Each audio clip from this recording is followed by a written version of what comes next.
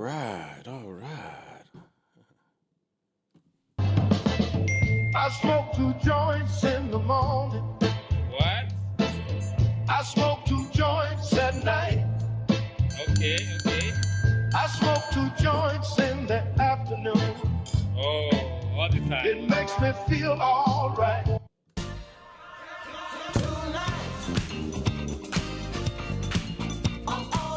Would you like to dance with me? We're doing the cosmic song.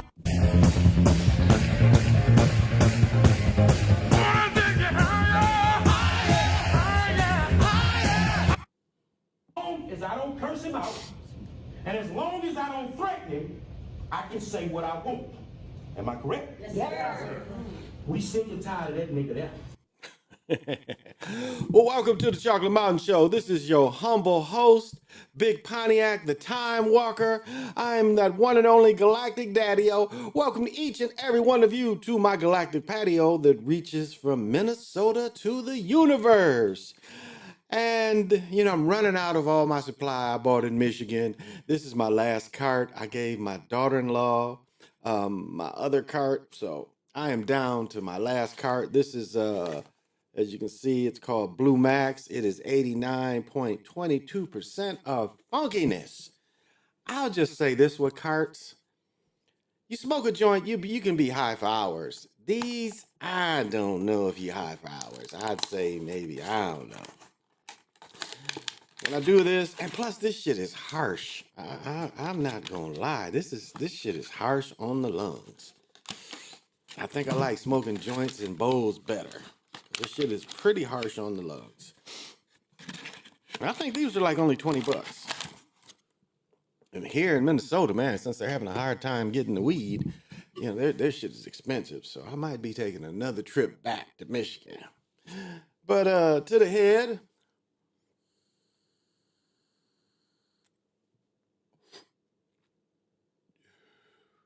There we go. Ooh.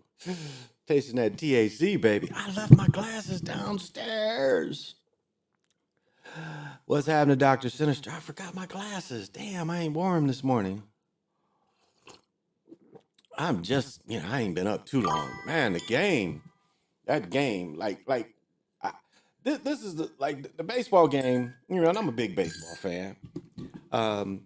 But what gets me about the baseball is, man, I'm looking, I can't really see. I left my glasses downstairs. Might have to run and go get them. But anyway, we know the sport is fixed, but why go the 18 innings? Now, Lobo did a nice breakdown.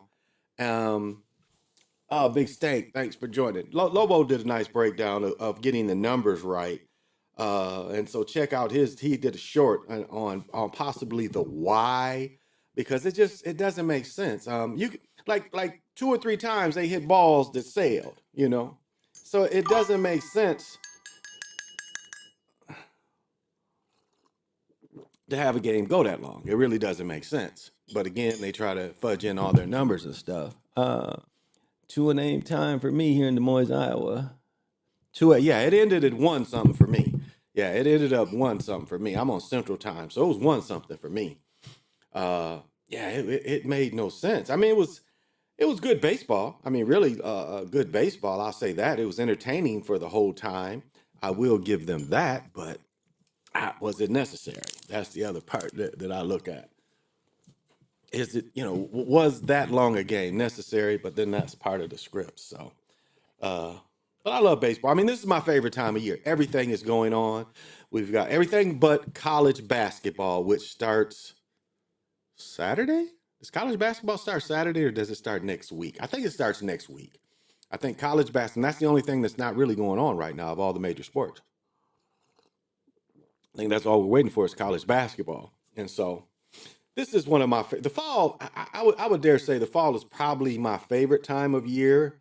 And I guess that goes back to all the years of me playing football, getting my body ready in August, playing. And so I think that's why the fall has always been so special to me, that I've enjoyed the fall the most. The colors changing, wearing clothes again. I like wearing clothes in the summertime. You be kind of limited because that heat be out there. And so there's only so much you're gonna wear, you know. Oh, before I forget about it, let's give love to Dude's Boutique that got me funky fresh in all my furs. And then we have Aloha Monkey tattoos and piercings, which is only a couple blocks away from me. Well, I guess about 5 minutes away. And let's not forget Surly Brewing Company. Let's not forget them. So yeah, it was super late. I was invited to go play pickleball this morning. I didn't play yesterday.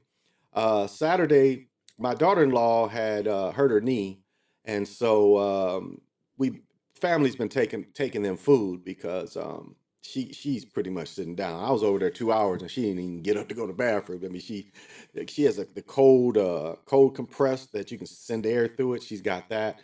She had a torn meniscus and it was torn pretty bad. So she's going to be off work to damn near December, and she just had her surgery late September or early October. Late September, I think she had her surgery. So we took them some Wingstop. And this is what's funny is I come out of Wingstop and my daughter's like, "Can I get some fries?" And they give you a nice little boat of fries. By the time we get to my son's house, the fries was gone. My daughter done ate all the fries in the car. Her and my mother, I think. So so I kick it with my son about 2 hours, and my son has cats. Now I have cats. I have three cats. I've had one cat that's been my personal cat for 10 years. He's 12. I probably had him more like 11 years. Yeah, because he's 12 years old, and I've had him most of his life. I say I didn't have him the first 8 months of his life, but pretty much after that, I pretty much had him. But anyway, I go over my son, spend a couple hours, then I come home and just had the worst allergy attack. And I know it's from being around the cats because usually when I'm around other people's pets, I need to come home and take a shower to get all that off of me. I didn't do that. So I'm sneezing, nose is dripping, just sneezing. So I didn't play pickleball Monday. And when I stayed up at the game last night, I was like, yeah, I doubt I'm going to get up and go play because they play earlier. They play, it's in Apple Valley. That's where the Jones brothers are from, Apple Valley, which is not far from me. I live south of the metro, so Apple Valley's nowhere from me. I live literally, I think the Apple Valley, 8 minutes maybe. I mean, I live real close to Apple. It's like Lakeville, Apple Valley, I live in Burnsville, Savage. All this is like right around me. All this is part of the Twin Cities. And so I didn't get up and go play pickleball. I took away my reservation at Lifetime, and I was invited to play today, but I played 3 hours on I played 3 hours on Friday, and then we had a Halloween party, and I played. I wonder if this will show it. Oops. I don't have my glasses on, so it's hard to see this shit. But I played 3 hours Friday. We had kind of a Halloween little. Wow, y'all really don't have my glasses on to read this shit. Halloween pickleball night. So I played 3 hours and this is a nice facility. It's a Lifetime that's it's got weights, spa, running track, and all that, but it's mainly a pickleball facility. But it only has 5 courts, which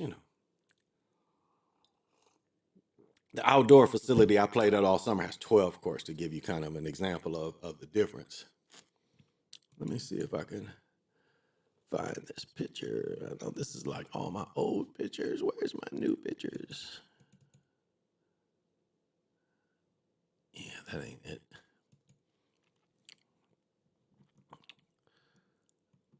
This is all my old pictures. But I don't know. I had a picture of all of us together. And I ain't got the picture shit worked right on the thing. The fucking pictures won't come up.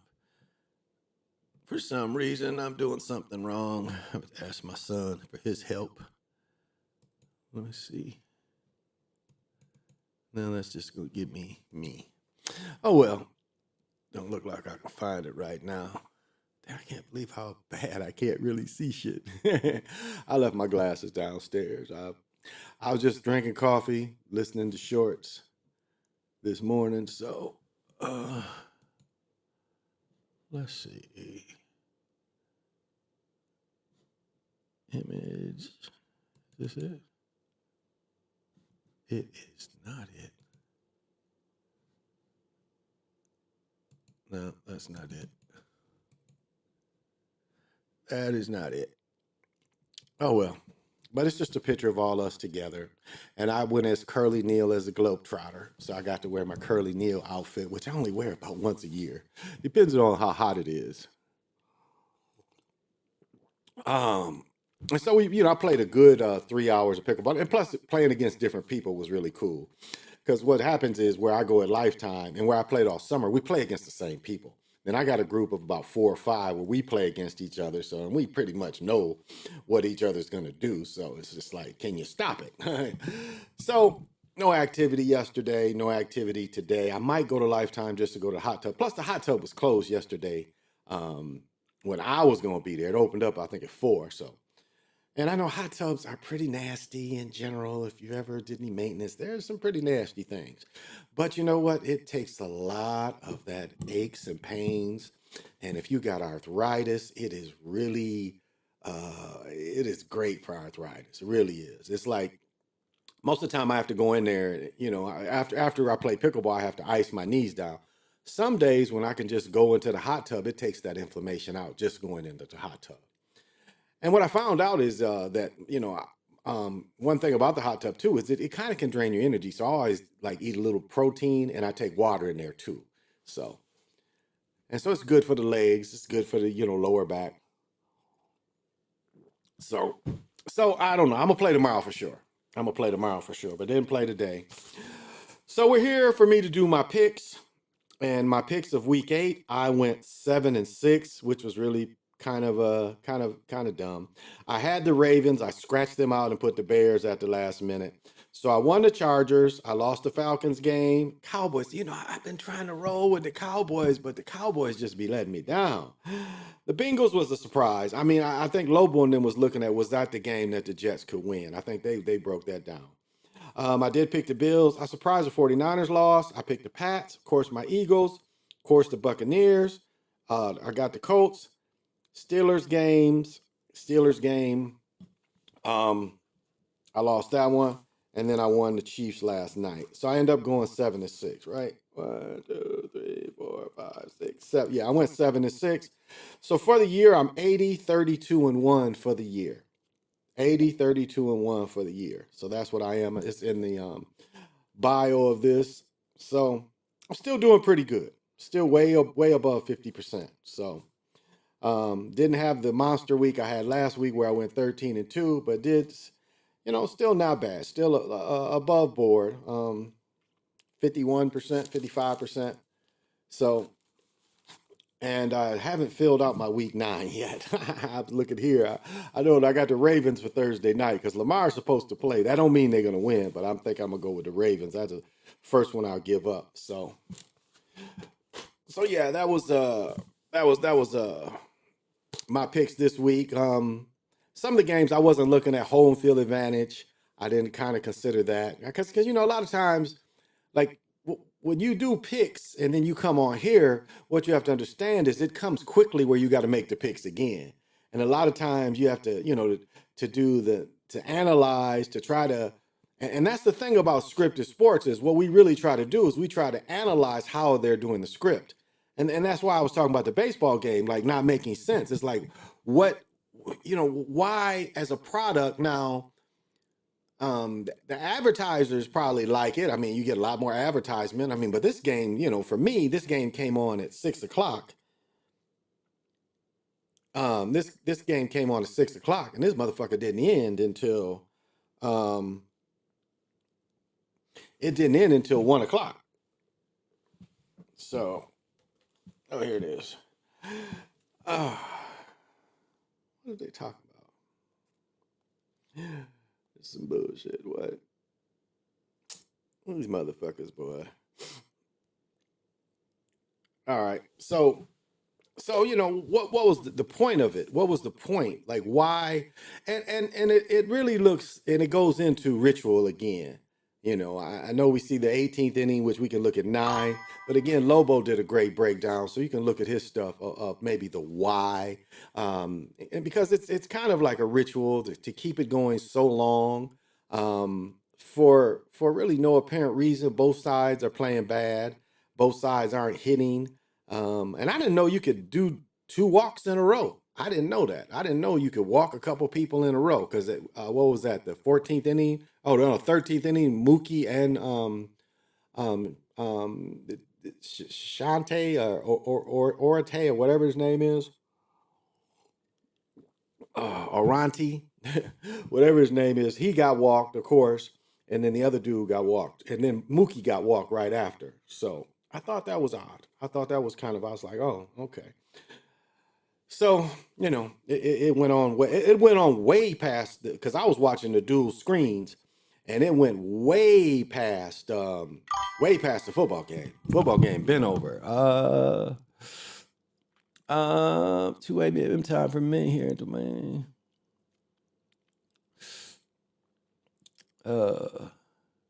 Most of them. Okay. Man, I gotta get way up. I can't even see. I can barely see this shit. I just haven't worn my glasses today. Forgot to, as I was getting pre-production, as they call it. As I was getting my pre-production ready, I forgot to grab the motherfucking glasses. So I left them down. So I gotta get close to see. I can't see none of that shit back here. I gotta get right on that shit to see it without my glasses. But again, light ritual, not a really heavy ritual. Because, baseball, the field's made like the compass in the square.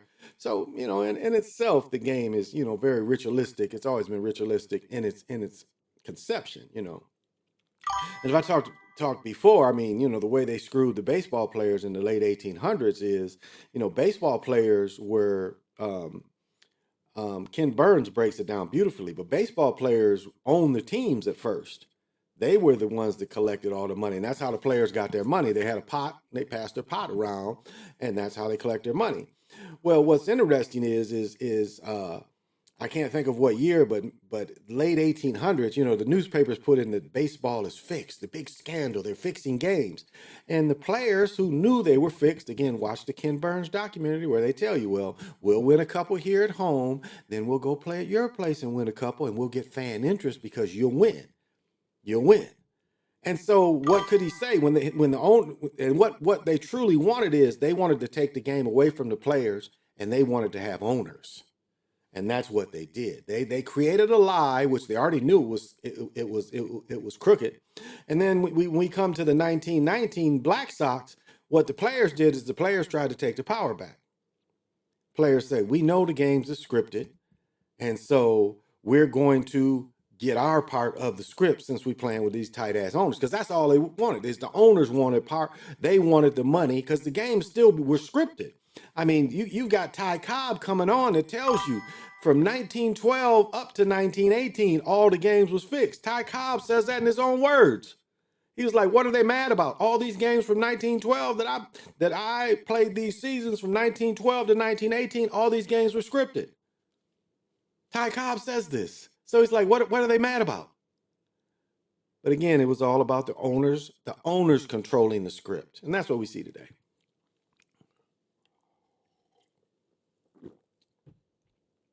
Hey, Mac V, thank you for joining. I've got to get closer to motherfucker to see. Thank you for joining. And so that's what we see today with the owners. I mean, they're talking about the Bus family's about to sell the Lakers for $10 billion. And Jeannie still gets to be the president or governor, excuse me. She still gets to be the governor of the team. And that's a hell of a legacy to leave your family. Her daddy paid, what was it, $100 million? Let me see. Maybe that's something I can look up. Oh.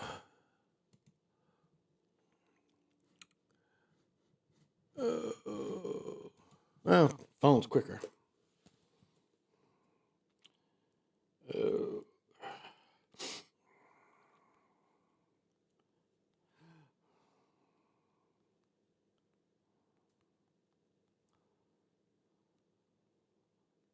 because he got it from Jack King Cook.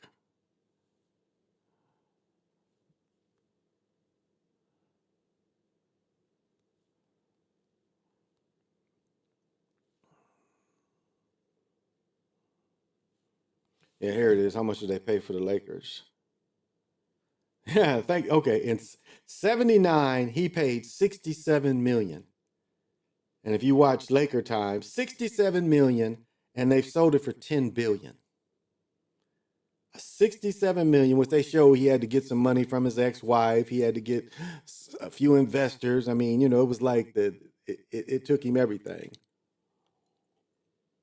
But 67 million, and George Halas' lick is even better.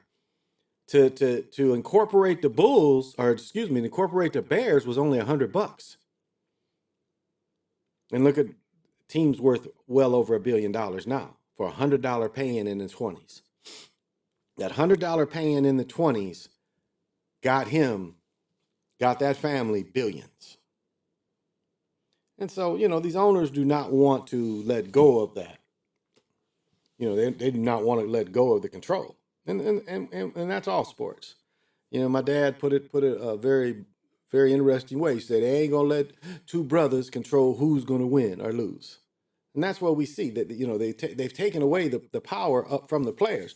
Now, what the good thing is when we look at college and why it's such a great thing in college sports, and that's why I listen to cats that don't know anything about sports. Not really. They are casual and not real sports historians. And I think as a child, I started studying sports history as a child.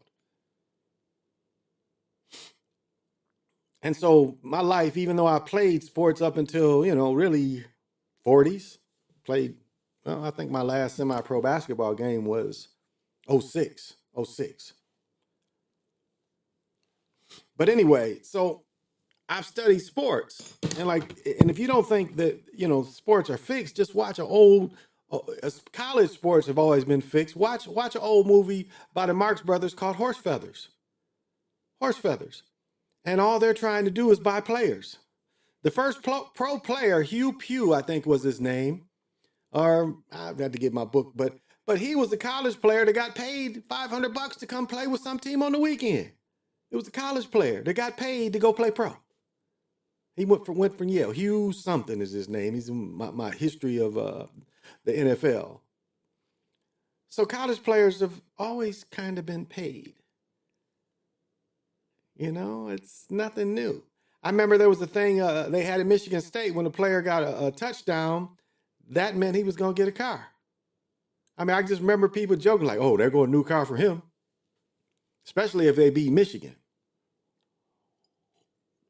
So you're naive, or you just haven't really paid attention if you think that sports ain't been fixed, especially college sports. To think this is the interesting thing with the players. The players were fixing games and wasn't even getting paid.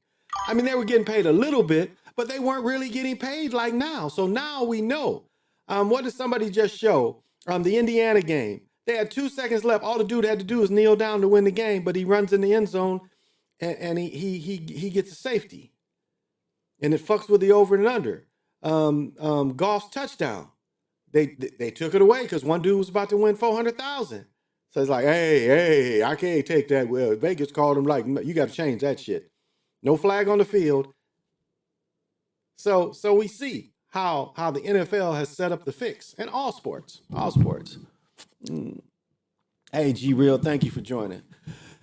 And so we see, it's good that college players paid is out in the open, because it's always been like that.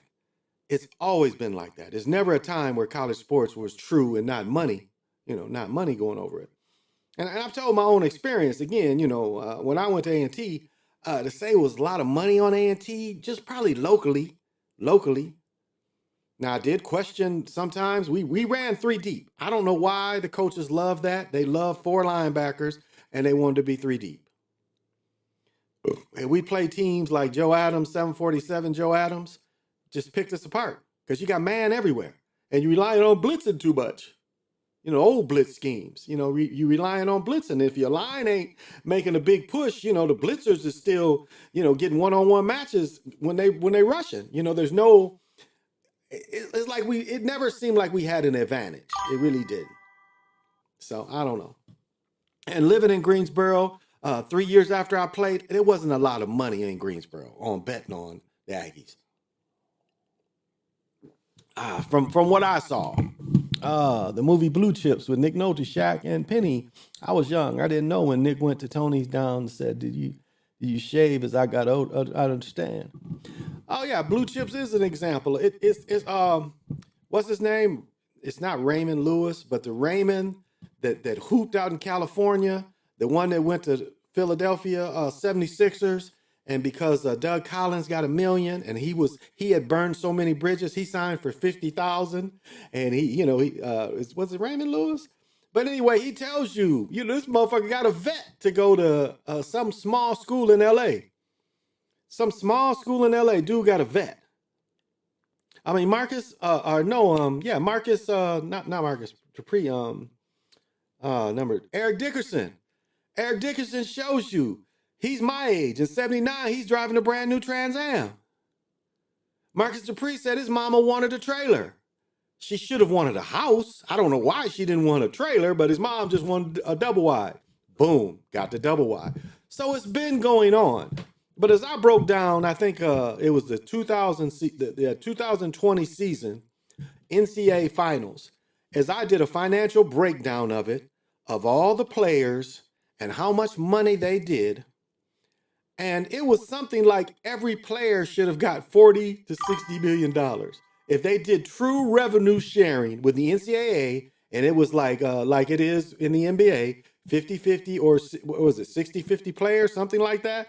If it was like that, each player would have broke down and got $30 to $60 million. And I'm talking about even the people getting knocked out in the first round. That is how much money the NBA. And for people now to say that the game has changed is some bullshit. Now you're mad, like Nick Saban. He's the biggest hater because he got ran out because motherfuckers was like, fuck you. Look at Jim Kelly or Chip or Kelly that just got fired from LSU. He gonna be in the player's face talking about you're uncoachable because the players stand up to these motherfuckers now. They stand up to him and like, fuck you. I make more money than you, or I got just as much money as you. And if I don't like you, I can go to somewhere else. And for all you thinking that the game is destroyed, it's some bullshit. People forget what happened to Larry Bird. Larry Bird went to Indiana, and Larry Bird was on scholarship. Now, when Larry Bird says he couldn't financially, what he meant was he didn't have the clothes to have confidence. He didn't have the money to do extra things. And so I'm sure if like he wanted to go to movies, buy pizza and stuff, boosters would have gave him that. But the clothing thing, and I'm sure if he would have spoke up and said, I really don't have the clothes and I don't feel comfortable. I think if he would have went to Bobby Knight like that, they'd like, boom, we got your clothes. And it's my own experience. I'm telling you, when you go to college, one thing that opens your eyes up is you see motherfuckers married.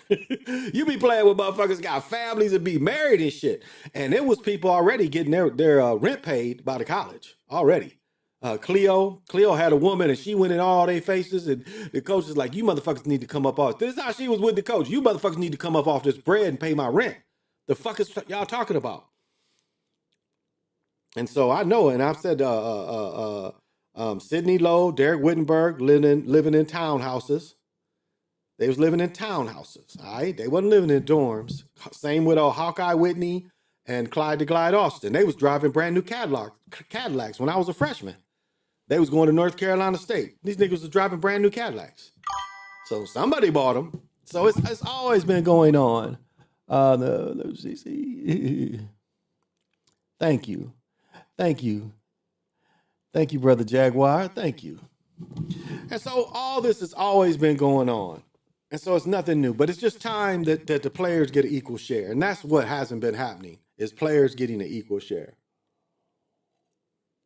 And if you look at it any kind of way, I mean, you like that the universities and these coaches were gods. You like the Bear Bryants and the Sabans.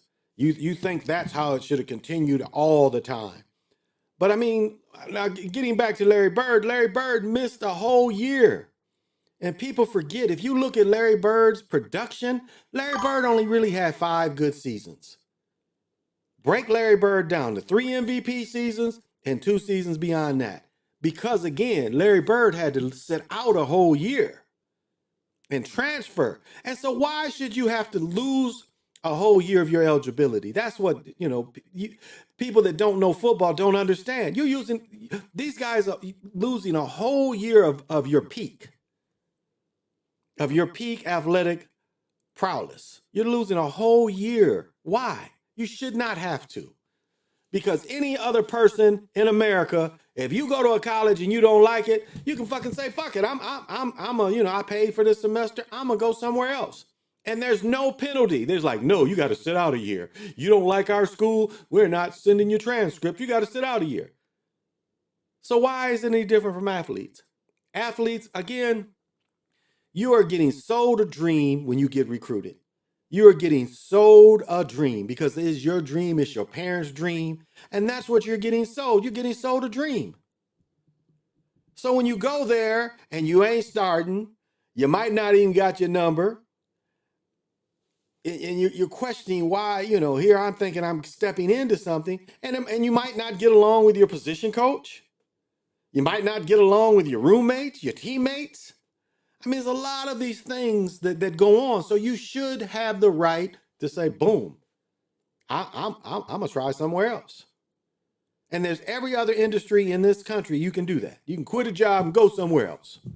And it's good that the players have that power. And it's good that people don't understand that, like, a player has 2 good years and gets injured, and now he's not financially fucked up. Because that was the old system. You're not getting paid, or the little money you're getting from college, then you get hurt. Now these dudes are going into the league financially, secure in some instances, or enough money to have a great head start. And that's why they tried to penalize Shador, because Shador got big bread. Same as the Manning boys. So they're already set. So their attitude, and he went in there with the right attitude, but they wanted to teach him a lesson. Now, I heard Shador got traded to the Dolphins. Is that true or not? Has anybody heard that? I don't know if that was just some bullshit they was putting online, but I read something that said Shador might have been traded to the Dolphins. Anybody know anything about that? I don't know. So maybe it was some bullshit somebody put online, but that is the beauty now, is like, fuck you, coaches. And coaches don't like that. Coaches that like what's his name? Chip Kelly? Is that LSU's coach? He's all in the dude's face, talking about, you're uncoachable, and dude is giving it back to him. And that's how it should be. You got men. These ain't boys. When you're 18, you're a fucking man. They can put you in the military. Used to could draft you at 18. You're a man. You're not a boy. So why should you be belittled like a boy? Hello, baby girl. Jamba baby girl Slaughter. Thank you for joining me. I appreciate it. And so you got men, you can't be in their faces anymore, and you can't belittle them like you used to. And again, we had Spreewell go off on the coach because the coach was from that rah-rah type, and Spreewell's like, say one more thing. Put that choke on his ass. Again, you dealing with men. And so it's a great thank you. Those are so kind words. I appreciate it. And so, we have men now being treated like men, and because of injury, because it could end at any time, you can have some financial security without graduating, because, and that's the lie of collusion that the whole country did in the early 80s. Look at what they did as a whole. They took away automotive in high schools, shop in high schools. They took away car repair in high schools, woodworking in high schools. Then all the businesses colluded, and the government says, you got to have jobs. You got to have college degrees now. When plumbers didn't go anywhere, electricians didn't go anywhere. When before, they would give you a head start in high school of these trades, where you could go into these trades apprentice, and it would be easier for you because you've been trained in high school. But see, they colluded. The high schools colluded, the government, and all these businesses said, now you got to go 4 years. But not only going to go 4 years, we're going to give you these loans, and you may never pay back these loans. So it was all a way of cheating people, really, of getting another money stream.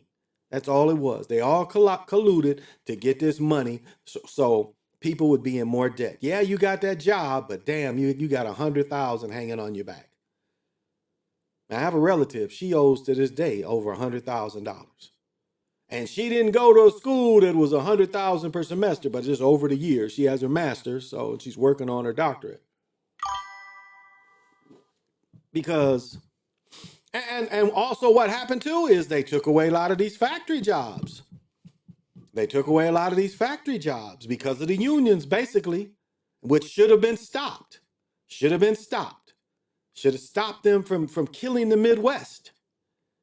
And I've said this time and time again: the Midwest won World War II. Without the Midwest, they could not have won World War II.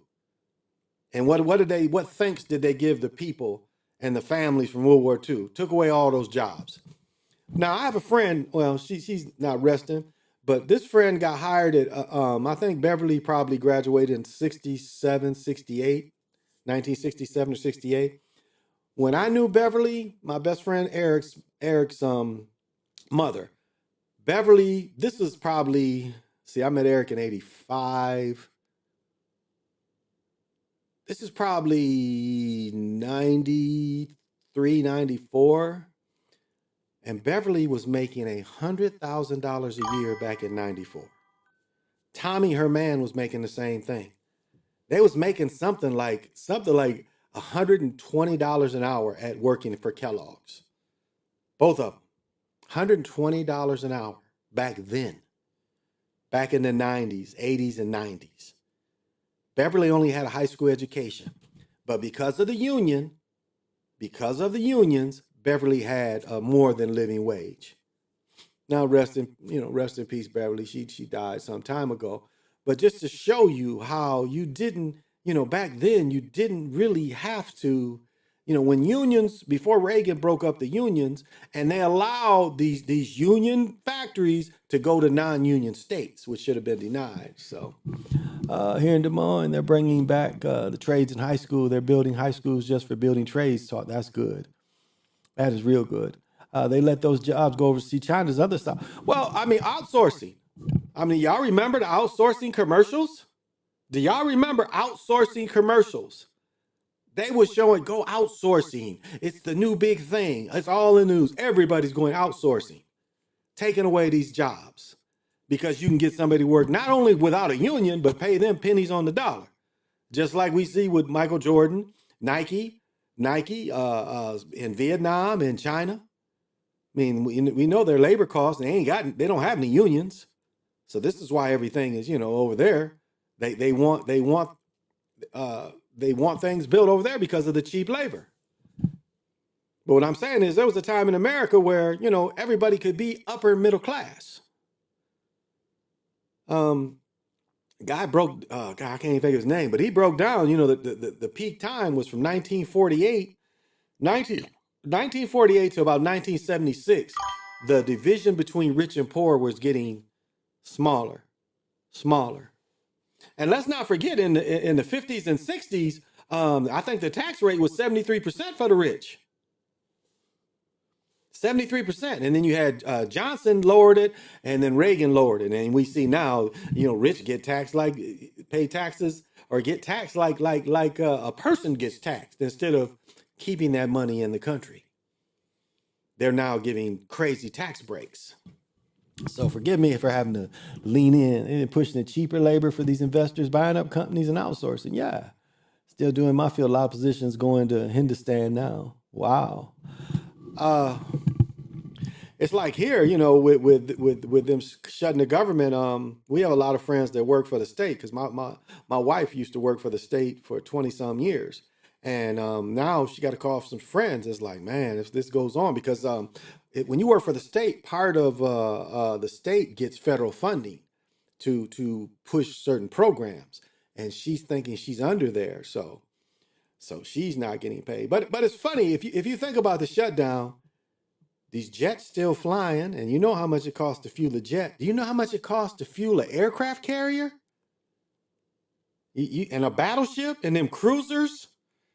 You think they stopped getting gas and stuff? You think be like, well, we can't afford to go out and roam the seven seas today. You know, the price of gas is a mug. You think that's stopping? You think them jets ain't up there flying? Hell, they just showed you last week they blowed up a boat. So you know that that destroyer or whatever took it down. You know, they had to have gas from somewhere. So there's still money for certain things. And I saw a beautiful thing they said about food stamps. And you know, I know this is a conservative thought, but food stamps wasn't meant to be generational. You know, it wasn't meant to be a generational thing. That food stamps for life, and that's I've even in my lifetime I've even witnessed that where the parents was on food stamps, the children was on food stamps, and the grandchildren be on food stamps, and it wasn't meant for that. It really wasn't meant for it to be a lifetime um, um, um, dimensional kind of thing. Wasn't meant to, or generational, excuse me, generational kind of thing. Wasn't meant to be generational.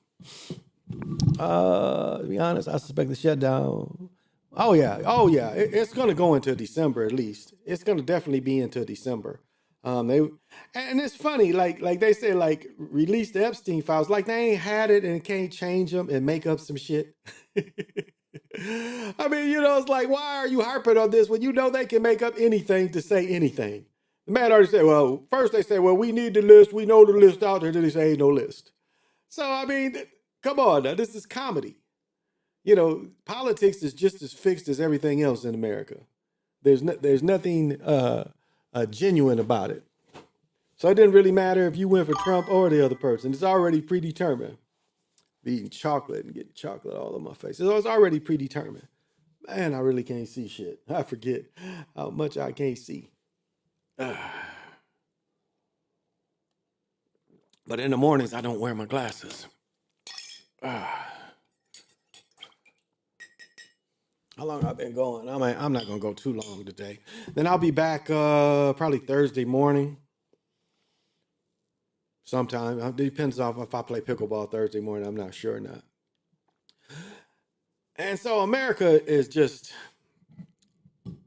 I mean, we are definitely witnessing the destruction of the old America.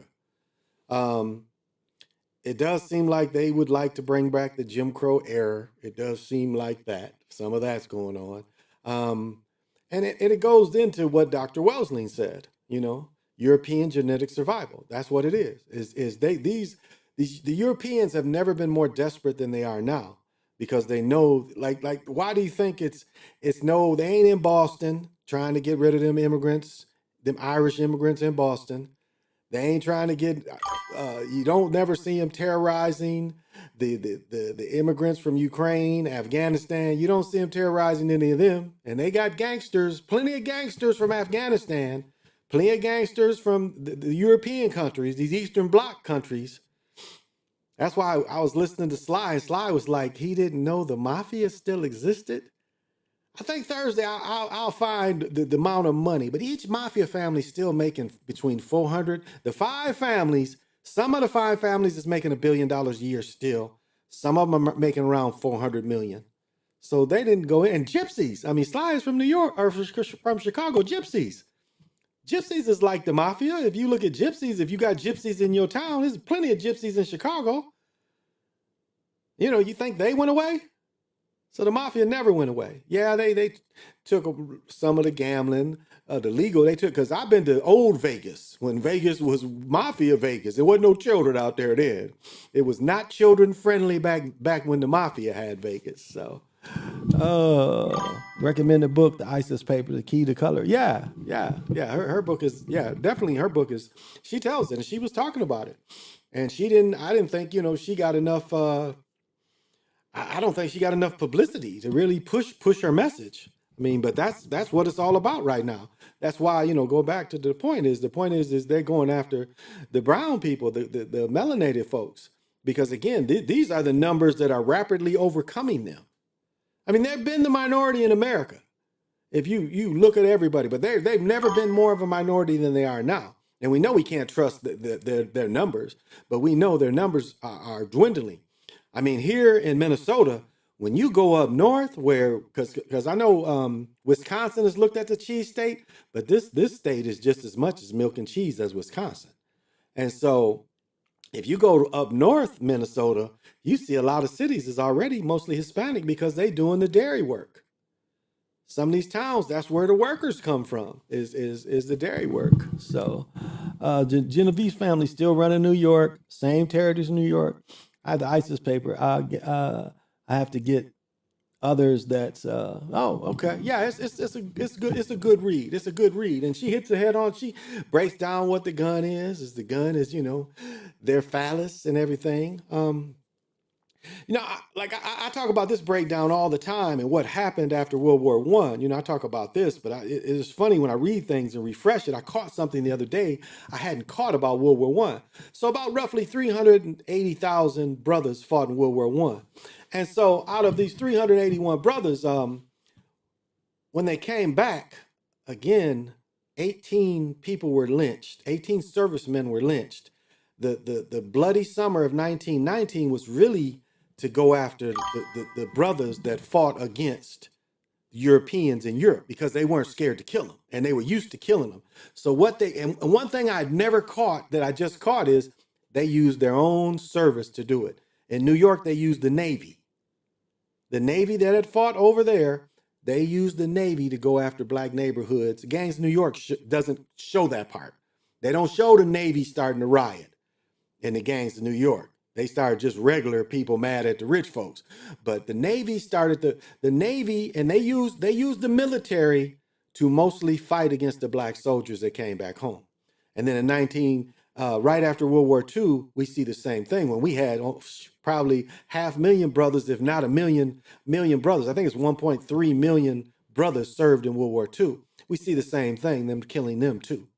And I talk often about my cousin that was killed that did 2 terms in Vietnam and was one of the first black Green Berets, one of the first melanated Green Berets. Killed him when he showed any interest in the civil rights. He got out of his car and they shot him in the head as soon as he got out of his car. So this is the same America that would you'd fight for it, but then they were so afraid of you they want to kill you when you get back home because you're used to killing those people that look like them. So they was afraid of these people. And what happened that was good is a lot of brothers kept their guns, a lot of brothers kept their training. And you kind of see where, this training ended up being the Deacons of Defense, the brother Williams up in North Carolina. Malcolm talked about, putting together gun clubs. Elijah Muhammad, which definitely was an informant, and maybe even Malcolm too. And we know King was an informant too, but let me see. On the Donahue show, Francis upset a lot of Caucasians in live audience. Yeah, I've watched that a few times. The Iceman Inheritance by Michael Bradley. Oh, that's nice. Yeah. So, I mean, the history is there. The history is there. And this country, this country has always been, what did H. Rap Brown say? Violence is as American as apple pie, which it is. It is. And this is kind of, and this shows their desperation. That's what they want to go back. They want to go back to the violence. Because before, the violence was just a police officer would stop a person here and there. And that was their way of trying to show the violent side. Because these people, they're inherently, that's all they know. I mean, the European, all they never knew, because of the type of lands they lived on, they never really knew prosperity. That's why they had the fiefdoms, the kingdoms, the peasants, the slaves, the Slavs. That's what they was used to. For the common people, it was always hard. And even, so they're used to being served. The elites wanted to keep that where they get served. And that's why America was set up that the elites are always going to rule. They're always going to rule. That's government, elitists. Elites are always going to rule. You got these presidents, and Biden was one of the brokest dudes. I was looking at some numbers. They was talking about Biden had money before he went in office. No, look at the history of Biden. He didn't really have money like that. And look at his family now. So, recommended movie, The Brotherhood of Death. The movie, black men, Vietnam veterans, Green Berets, use their military skills to defeat the KKK in the South. Well, the brother who sat by the door too, next to the door too, was kind of the same thing. Brothers was taught. Um, Death Wish. Remember the movie Death Wish? They show what dude has a 30 caliber for World War II that he brought back from Germany. Y'all remember that in Death Wish? He had a 30 caliber. You know, them shoot them big bullets too. And they're shooting at the local gangs with 30 caliber. Y'all remember that in Death Wish? I think it was Death Wish 1. That dude's like, hey, I got my old 30 caliber to grease it up. Let's go fight these gangbangers. Y'all remember that? Death Wish with Charles Bronson? They're fighting, you know, street fighting neighborhood folks. And so, uh, yeah, so these Europeans, again, all they knew is to take other people's stuff. That's who they are.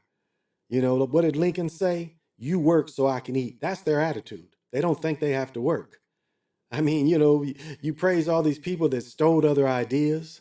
Facebook was stolen by somebody else. Microsoft, he stole from IBM, and IBM let him. I mean, so it's not like these people are brilliant. These people are good stealers of stealing other people's ideas and then using them to enrich themselves. And America seems to like that. I mean, Thomas Edison, you know, he didn't make the light bulb. It was the brother whose filament. You know, the brother who invented the filament, which made the light bulb work, he's got a light bulb that's been on for over 100 years. It's a light bulb. It's 2 light bulbs that brother made that's still going on for over 100 years. It's one, I think, in a fire department in San Francisco, and I think it's another one in a fire department in New York. These lights are still they were made to last forever. And from that brother that made the filament.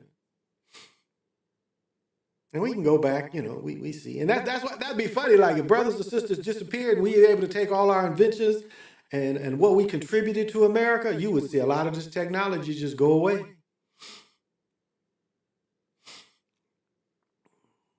You see a lot of it go away. The Spook Who Sat by the Door. Yeah. You from 1969. You little. I was just thinking about my cousin Erica. She was born in 70. My wife was born in 71. We're 10 years apart.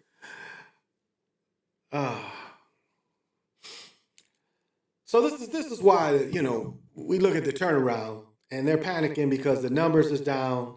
The political power of these other people is on the rise. And so the only way they know how to get control is through violence. That's why we got the Gestapo called as ICE, which it is the Gestapo. It's no doubt about it. It's the Gestapo. They modeled it after Gestapo. They put, you know, crazy money into it when it was just a small force. Now they're doing police work, snatching folks up, very Gestapo-like. And it's not like the fascism we're under, we ain't been under. We've been under fascism. I mean, it's like the Nazis did not lose World War II. They just combined and joined. Some joined with the Soviets, some joined with the Americas. NASA, which is investigative, you know, they're investigative. They're also investigators. They're not just the space program. They're investigators. They investigate worldwide as well, but not full of Nazis. NASA Nazis. That's been, you know. So they've just been waiting to unleash the full force of Nazism. They've been waiting to release it. Now, I'll tell you, I voted for Trump. My hatred for Carmela, her fakeness. At least Trump told, hey, this is who I am. But did anybody expect, you know, the way November gonna? And this is what's interesting about if the food stamps get turned back on or not, because we're coming into holiday season. Now, you don't think these businesses and these grocery stores are looking forward to all the food they sell for Thanksgiving? And it does seem like it's an attack on these grocery stores. Doesn't it seem like it? Attack on the grocery stores? These holidays coming up, and you're telling me the food aspect? Just think of all the money they make on Thanksgiving. And you remember a couple years, people were saying boycott Thanksgiving, and they were going to call it economic terrorism. But now they're doing the economic terrorism. They're doing the economic terrorism. Because there's you know, big money is spent in the next, about 4 weeks from now, probably the biggest food month of the year. And you don't think these stores is looking forward to that? And you don't think they looking at their projections as like, damn. I mean, you understand how much WIC works with farmers. So when you're cutting back WIC, you're cutting back farmers. It ain't just, and don't forget the Black Panther started WIC. But you're cutting back farmers. So it's going to be interesting. I voted for Trump as well. We'll see. Yep, they are creating chaos, and they will provide a solution. Well, that's what they like. They like chaos. That's that Aleister Crowley. Trying to make sense out of chaos. They want the people fearful. But it's funny, like the way they fenced up DC, they wasn't fencing it up just for what happened with that Trump thing. They was fencing it up for what they see the future as. Let less people have access to them places. I mean, don't you know there was a time where, and if you went to DC in the 80s or 90s, there was a time, there's a turnstile right outside the Oval Office. Any of y'all remember that going from, because if you park on the Washington Monument side, and maybe that parking is not even there anymore, but if you parked on the Washington Monument side and you wanted to walk over to go on the other side of towards like Pennsylvania side to go to Smithsonian or go to the monuments that way, there was a turnstile where you walk right by the Oval Office. Turnstile right there. You was right there. And I imagine that's gone, because I remember you could drive down Pennsylvania Avenue. I remember, during the 70s, motherfuckers was protesting on Pennsylvania Avenue. Now you can't even drive down that street anymore. So that was the beginning of trying to, give you limit access to these bills. So even though they said the insurrection of what was that, 2021, what it really was, 2020. What really was for now, the now times, And I said before, everybody should have rushed DC. Every American should have been stop DC. That was the idea of Philip Randolph, was to go to DC and stop the government. Lansing, Michigan did it. They called it Operation Gridlock, where all the truckers went in there and blocked the city in, basically. So nobody could drive around, nobody could do anything. And I thought people should have did that. Everybody go far as you can to DC and lock this country up like that. Make none of that move. Block all the highways, block everything. I mean, that's the only thing they really understand. As long as you're peaceful, doing it. I mean, how many tickets can they give out? So. But I doubt that'll happen. I don't know what last weekend's thing really, what did it really show? I mean, they know the force. They know the force of people. I mean, I tell you, it scared them. The Floyd thing scared them, because the Floyd thing was 15 to 25-year-olds, and that scared them. They did not realize that the youth like that would bond together. Floyd bond people together around the world. That's what people forget. And it was the 15 to 25-year-olds that became bonded.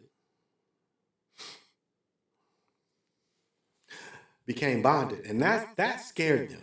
They had never saw that group of melanated folks get together so rapidly. And it's like what you got to remember about the National Guard is it took them almost 2 weeks to deploy here, because again, National Guard live around you. It's not hard to see who's National Guard. That can even be held up, because they coming from these neighborhoods. It ain't like, these people living amongst you. So it's easy to see their movements. It's easy to see when the National Guard is trying to come together. It took them a while here. To get them together. And again, if you are, the idea of Floyd wasn't a military operation. But if you did a military operation and you can predict when they're coming, I mean, it's like this. It's like this. I said with Black Hawk Down, when they would signal the chopper and knew when the people was coming. Or even Hamburger Hill, when they hear the jets, they go into little huts and shit. They know they're gonna bomb napalm outside. As long as they stay in their little huts, they're safe. They know their tell times. And if you saw welfare, they showed show of force. Show of force that was the stupidest shit in the world. Well, just drive the jet down here and shake all the houses. That shit made no sense. But again, it's Americans is easy to predict. Again, if they're bombing Hamburger Hill, let's go into little huts. We'll be protected from the napalm they blowing up. It's going to take them about 15, 20 minutes for that plane to get here. So we got plenty of time to hide, not lose any of our men. And that's America for you. That's America. That's, if it was something real. Like I grew up where in Kalamazoo, they fought the police. They had to call the National Guard into Kalamazoo because the war protesters fought the police. When I was a little boy, I remember the Vietnam War protesters very clearly. And in Kalamazoo, I mean, they were fighting the police and overwhelmed them, the amount of college students. I think Western's always had 10 to 15,000 students, probably got more today, Western Michigan. And when I became a police officer years later, looking at, it's a place where you could look up pictures and shit. It was interesting. It films of the riots. And that's why the lie at Kent State, that was a lie. Nobody got killed at Kent State. That was propaganda to scare the rest of the colleges. Say, we will open fire on you. That was propaganda at Kent State. Total propaganda, total psyop to shock the rest of the colleges. Same with the Manson stuff. And I know I talk about this all the time. Get these people out of the communes. Get them out of the deserts. We don't want them to making their own food. We don't want them educating their own children, growing their own herbs. We don't want this. So we got to get them out and give them government jobs. Remember I was going to get you, sucker? Government jobs. Remember that? That's what they did to a lot of those war protesters. That was the way to pacify them. Give them government jobs. Y'all remember? So, it's order out of chaos. That's what they try to make. Order out of chaos. So it's going to be an interesting holiday season because they're attacking a lot of people. I mean, you saw Trump and them attacking pharma with the Tylenol. That's an attack. So, was Big Pharma just going to say we're just going to be attacked? I mean, these people fight back. What did they tell you in RFK? What was his name? The defrocked priest. But what did he say? These people fight back. So now we got a lot of internal big corporations. Again, basically we've been under fascism. It ain't like it's new. Under Biden, we was under the same type of fascism. And it's funny, back then the Republicans was calling the Democrats fascist. Now we got the opposite thing. But they were calling Biden fascist too. So it's not like that's anything new. They was calling them fascist too. So, well, I was only gonna go an hour, y'all. If I get my picks, maybe tomorrow, but I'm playing pickleball tomorrow. Probably gonna play another 2-3 hours. Thursday, if I play, I'm playing early. So probably 2 hours. So maybe 11 and 12 I can be done. So, but just pay attention. It's a lot of things happening now. Just pay attention. Take care of yourself. I got to do a video on I take sea moss. I take thistle. I've got a kidney and liver detox. Shilajit. I mean, I've been taking Shilajit for a good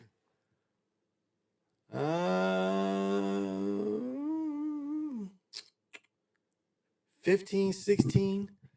I drink most of my personal water with copper, which I've been doing easily since 14, 15. But Shilajit since 15.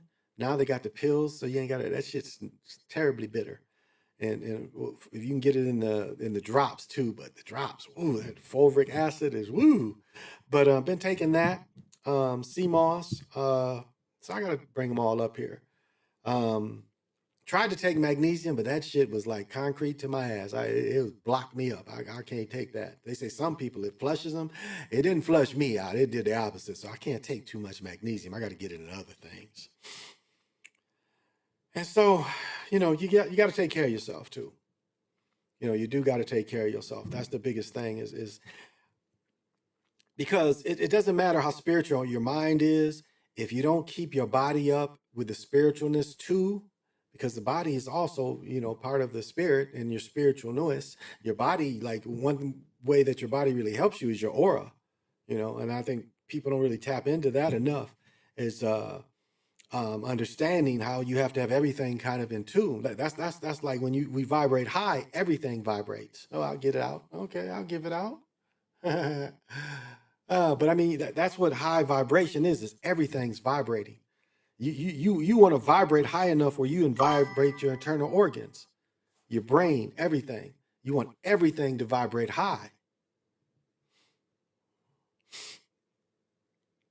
And that's, and even though the witch has been fucking with me, I'll say her thing, love and above. Love and above is how your mentality should be.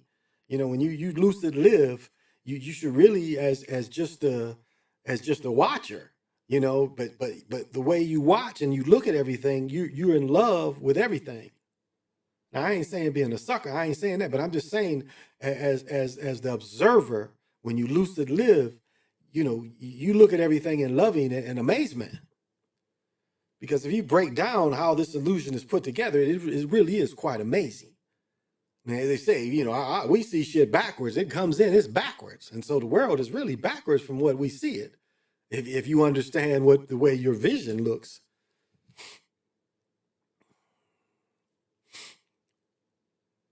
And so it can be as beautiful as you want, or it can be a nightmare. It can be either way. But what they say is good or bad is still life. And that's why Mug locked up would rather keep living than go to the electric chair, because even if he got to live in the cage, he's the least alive. And as your knowing becomes stronger and stronger, you use this illusion for what you need out of it. Goes both ways. It needs your energy. Well, you use it for what you need. That's how this illusion works. And that's why you do have to take care of your body. You do have to work out. I saw this really cute girl.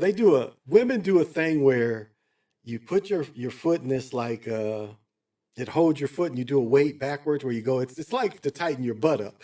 And I saw this guy, because the machines are kind of like this. When I play pickleball, like when I'm serving or about to receive a serve, just kind of look out in the gym and shit. And I caught this girl bent over, and he wasn't checking her out. He just happened to, he was just like, dude, and he just was just had his eyes open. But then he looked at her, he saw her because she was shaped nice. He's like, oh, he's like, that shit was, it wasn't right in his face, but he was like, oh shit. So it's kind of funny, people check out people for years. So the pimping never stops. So, all right, well, that's all I got. Take care of yourself, love your family. That's the biggest thing, but love yourself, because we all can get into the darkness. That's why it's good to know when it's been cast on you and you start getting these thoughts that ain't your own thoughts. And then in understanding where these thoughts, trying to understand, well, where do these thoughts come from? Where did I open myself up for these thoughts to come in? And then it's a little easier to identify where the threat came from. So take care of yourself.